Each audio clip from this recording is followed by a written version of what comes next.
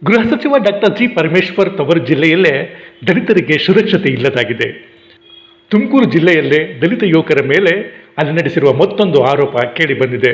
ಜೈ ಭೀಮ್ ಹಾಡು ಹಾಕಿದ್ದಕ್ಕೆ ದಲಿತ ಯುವಕರ ಮೇಲೆ ಬೇರೆ ಸಮುದಾಯದ ಇಬ್ಬರು ವ್ಯಕ್ತಿಗಳು ಮಾರಣಾಂತಿಕವಾಗಿ ಹಲ್ಲೆ ನಡೆಸಿರುವ ಗಂಭೀರ ಆರೋಪ ಕೇಳಿ ಬಂದಿದೆ.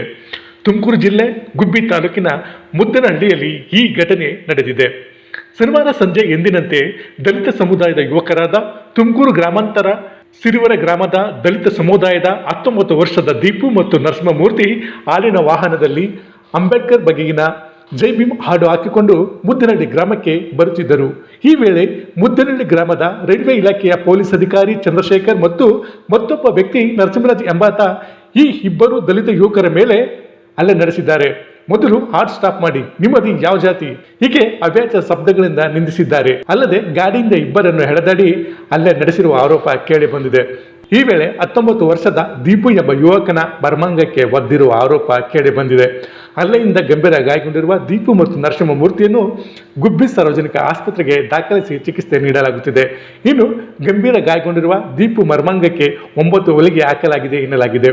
ಈ ಸಂಬಂಧ ಗುಬ್ಬಿ ಪೊಲೀಸ್ ಠಾಣೆಯಲ್ಲಿ ದೂರು ದಾಖಲಾಗಿದೆ.